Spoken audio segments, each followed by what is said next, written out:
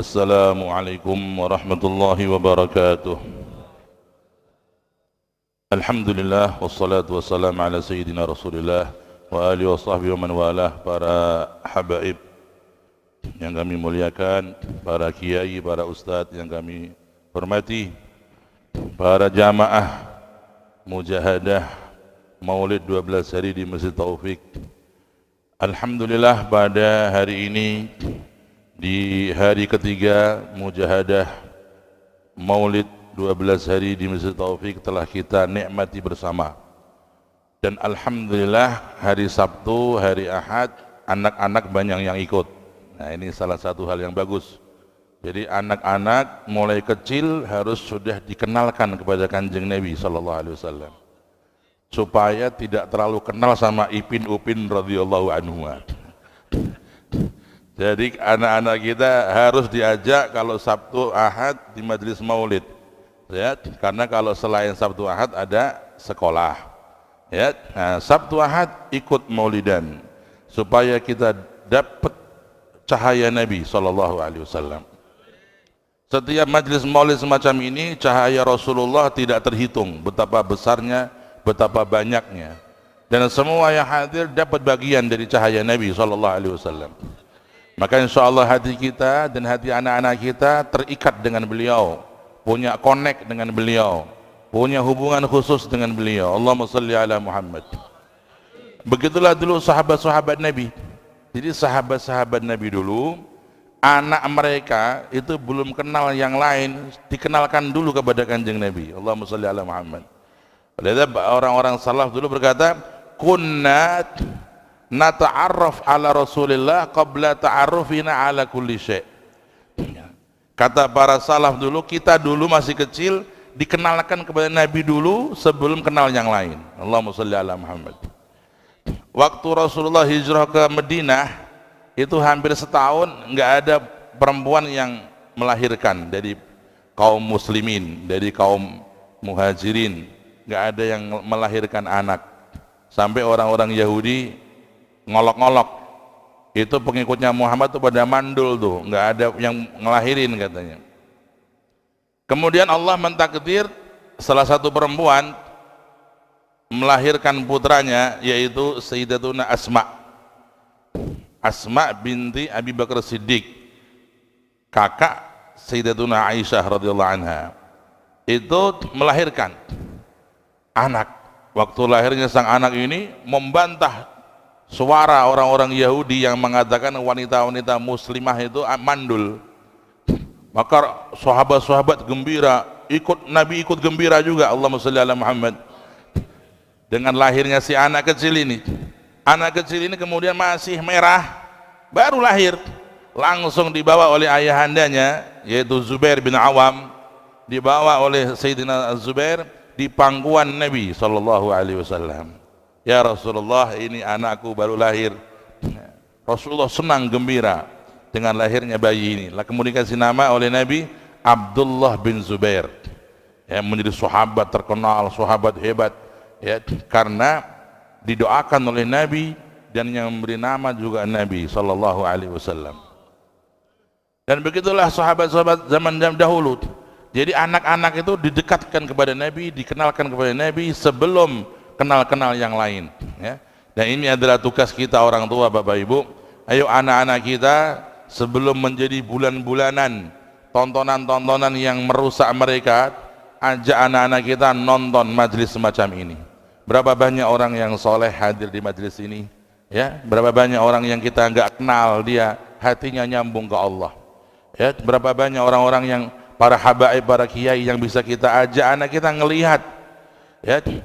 Anak kita kalau lagi saat libur atau saat ada waktu yang luang, ajak ke majelis supaya kenal ulama, kenal habaib, kenal kiai, ya. Mohon maaf, saya yang bukan ngelarang, tapi kadang-kadang saya menyayangkan kalau tiap kali libur anak-anak diajak kebun binatang, tiap libur, ki ketek gile, ki ulo gile, ki tiap hari libur diajak kebun binatang. Kalau nggak kebun binatang, makanan. Allah, gitu. Ya, oh boleh, kita, anak-anak kita kenal alam ciptaan Allah boleh, tapi juga yang paling penting dikenalkan kepada para ulama, dikenalkan kepada para habaib, kepada para kiai. Majlis yang baik semacam ini kesempatan anak-anak diajak untuk hadir, insya Allah nanti besarnya dia akan mengingat, dia besarnya akan terus terbawa oleh suasana-suasana yang suci dari majlis semacam ini, dia akan terdorong menjadi orang-orang yang saleh. Amin Allahumma amin ya rabbal alamin. Bapak Ibu sekalian rahimakumullah, di mujahadah hari ketiga ini tentunya kita semakin semangat untuk mengikuti mujahadah ini, dan insya Allah kita di dalam mujahadah ini akan selalu bertambah rasa pengenalan kita kepada Nabi Sallallahu Alaihi Wasallam, kemudian kepada kerinduan kita kepada beliau semakin bertambah. Amin Allahumma amin ya rabbal. Maka kita harus lebih kenal, tak kenal maka tak sayang. Nah, ya, anak kita harus kenal kepada Nabi dari mulai sejarahnya, kemudian keutamaannya. Ya, Kanjeng Nabi punya namanya mukjizat, juga ada yang namanya irhasot. Ayo, siapa yang tahu bedanya irhasot sama mukjizat? Apa tak kasih hadiah? Sing son jawab. Irhasot adalah hal-hal yang luar biasa terjadi pada Kanjeng Nabi sebelum menjadi Nabi, namanya irhasot.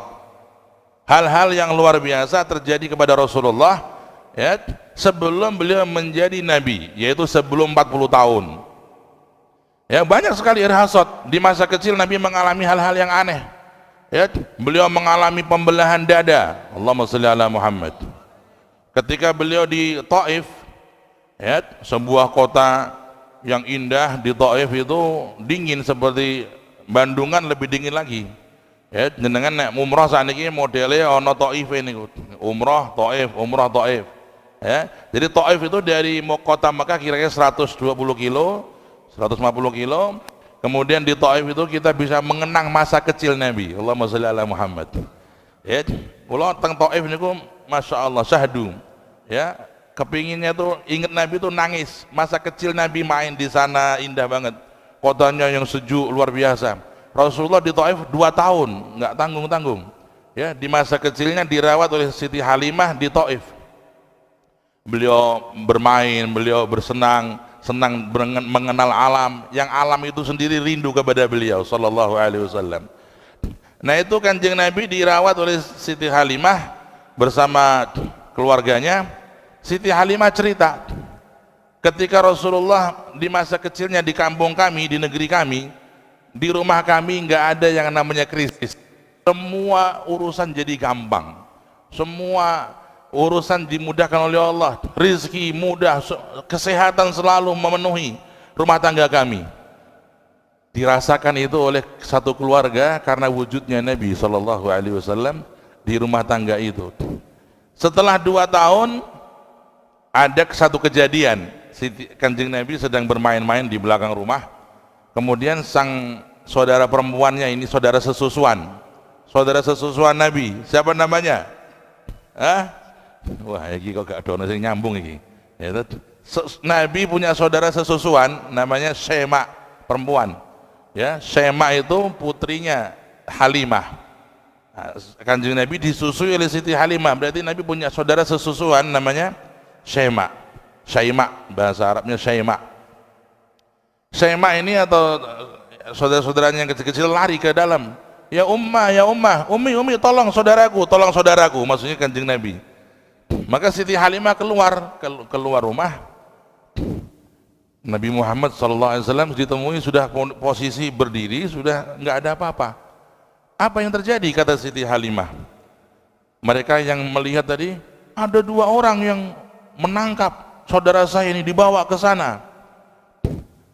Siti Halimah melihat Nabi tenang, ditanya, apa yang terjadi? Kata Kanjeng Nabi, ada 2 sosok yang membawa saya ke sana. Terus kemudian saya dibaringkan, ditidurkan. Kemudian dada saya dibelah. Hah, dibelah? Terus ada dikeluarkan itu dari dada saya sesuatu. Saya dengar mereka ngomong, ayo keluarkan dan tambahkan kepadanya cahaya, tambahkan kepadanya hikmah. Kemudian setelah selesai dikembali lagi dan selesai operasi malaikat ini kepada Kanjeng Nabi. Dan Rasulullah nggak takut. Allahumma shalli ala Muhammad. Sayyidah Halimah yang ketakutan. Wah, ini kejadian yang luar biasa. Ada pembelahan dada, ada ini. Siti Halimah khawatir, tapi Nabi tenang. Allahumma shalli ala Muhammad. Ini salah satu irhasat Kanjeng Nabi sebelum lahir beliau, sebelum kenabian beliau. Ya, ini harus dipahami hal-hal irhasat. Ya, Nabi kalau berjalan di gunung di Mekah sana, batu itu uluk salam. Assalamualaikum ya Rasulullah. Nabi mendengar. Ya, waktu beliau di Madinah cerita, innila adzkuru fi Makkah hajaran kana yusallim alayya. Aku ingat waktu di Mekah dulu, di gunung-gunung itu ada batu tuh bersalam kepada aku. Di masa kecil beliau mengalami dan di masa tua beliau mengenang. Allahumma shalli ala Muhammad. Inilah irhasat. Ya. Tapi yang mendapatkan semacam ini nggak sembarang orang. Ya, nek model awake dhewe bengi-bengi nang masjid ana krungu watu, assalamualaikum, mlayu awake dhewe. Soal kita ini hati belum kuat kita, ya. Itu Rasul ya mendengar batu salam ke beliau, beliau tenang. Beliau tidak takut, beliau tahu itu batu menghormat beliau, kangen ke beliau sallallahu alaihi wasallam. Ya, kemudian irhasat ini ya disempurnakan setelah menjadi kenabian, menjadi nabi dengan mukjizat.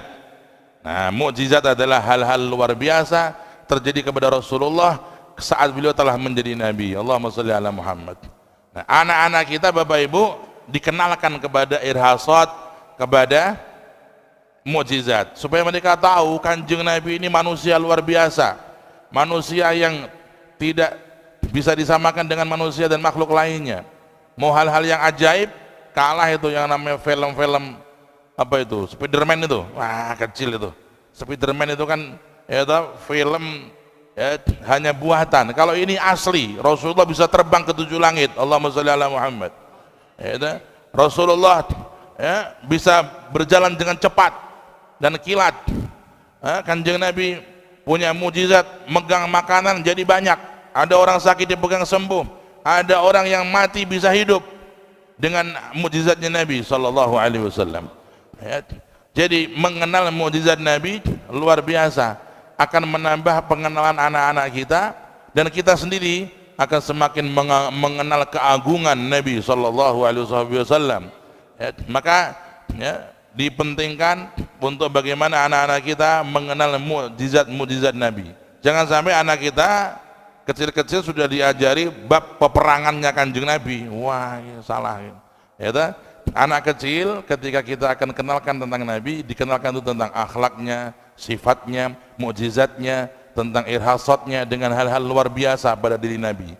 Ya, tentang perangnya, tentang masalah-masalah ghazwah dan sarayanya itu belakangan nanti pada fase-fase berikutnya. Ya, yang penting ya anak-anak kita dari mulai kecil hatinya didekatkan sampai nanti dia punya satu rasa pengagungan kepada Nabi, sampai kepada rasa cinta, sampai kepada rindu. Allahumma shalli ala Muhammad. Ya, saya mau akhiri cerita majelis dengan cerita. Zaman dulu ada ulama namanya Sayyidi Ibrahim Al-Madbuli. Ibrahim Al-Madbuli ulama besar, waliullah besar. Ya, beliau ini umur 10 tahun sudah mimpi Kanjeng Nabi sallallahu alaihi wasallam. Umur 10 tahun, Pak. Sampun mimpi Kanjeng Rasul, ya. Awake dhewe wis 70 gitu. Israel wis ngintip-ngintip gitu. Kok durang mimpi-mimpi gitu.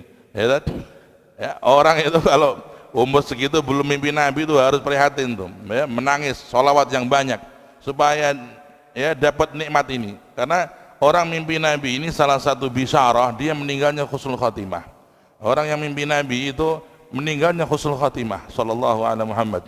Ya, maka penting ya itu Ibrahim Al-Madbuli umur 10 tahun bisa mimpi Nabi. Ini bukan sulapan, ini bukan dadaan, ada proses. Ibunya itu seorang wanita yang solihah. Mulai anaknya nalar umur 5 tahun, 6 tahun, tiap hari sang ibu cerita tentang Nabi. Kanjeng Nabi punya mujizat begini nak, ada makanan dipegang jadi banyak, ada orang sakit dipegang sembuh, ada begini. Mukjizat Nabi diceritakan kepada sang anak ini tiap hari pagi sore, sehingga anak ini hafal tentang sejarah Nabi.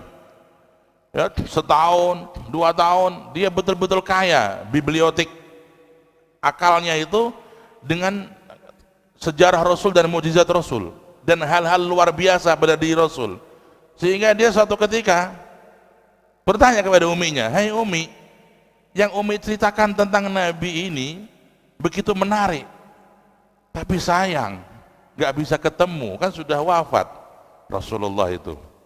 Kata ibunya, "Hei putraku, Nabi Muhammad itu orang mulia, orang hebat, orang yang penuh dengan mukjizat. Jangan kau katakan gak bisa ketemu. Rasulullah bisa menemui kamu." "Apakah bisa Umi?" "Bisa." "Benar Umi?" "Benar." "Aku mau Mi." "Anak, aku mau Mi." "Benar kamu mau?" "Mau Mi." "Tapi nggak gampang, ada syarat-syaratnya, ada caranya." Dia tiap pulang sekolah, itu madrasah, tanya kepada uminya, "Kapan saya bisa ketemu Rasul?" "Wahai umi, saya kapan bisa mimpi Nabi?" Nah, pelan-pelan kamu harus betul-betul kepingin. Ya, kalau kamu kepinginnya baru sedikit nggak bisa. Kepingin hanya 1 menit, habis itu hilang lagi kepinginnya kok. Ya, itu kepingin yang panas-panas, apa itu namanya itu? Ya, panas-panas anget. Kadang kepingin, kadang hilang. Kalau kepinginmu ingin ketemu Nabi ini sudah membara, tidak pernah hilang di dalam jiwamu, maka kamu nanti akan ketemu Nabi, kata ibunya. "Benar Umi, benar." Sampai berjalan sampai 40 hari kurang lebih, sang anak ini semakin kepingin ketemu Nabi. Allahumma sholli ala Muhammad. Kepingin mimpi Nabi sallallahu alaihi wasallam. Ya, lihat bagaimana sang ibu mendampingi sang anak ini. Sampai suatu ketika ini Ibrahim Madbuli nangis. Nangis dia. Di tempat sholatnya dia nangis. Ibunya datang, "Kamu nangis kenapa?" "Wahai Umi, saya kepingin ketemu Nabi. Allahumma sholli ala Muhammad." "Gimana caranya?" Umi kasih tahu. Kalau kamu betul-betul sudah kepingin, ada caranya. Kamu masuk kamar, ya, dan bacalah sholawat sebanyak mungkin. Jangan berhenti baca sholawat. Ya, jangan berhenti baca sholawat. Masuk kamar. Akhirnya dia masuk kamar, oleh uminya dibiarkan sendiri membaca sholawat.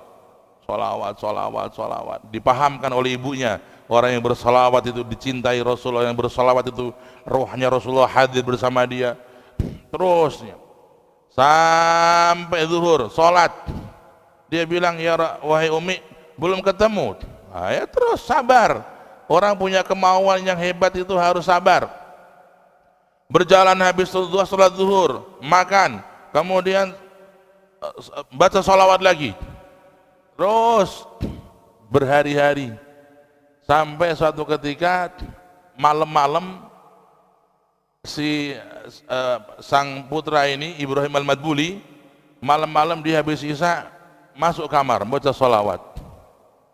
Dia lupa belum makan. Dia baca sholawat sampai kira-kira jam mau subuh, gitu. Dia lapar dia. Ya biasa anak kecil nggak makan berapa jam lapar.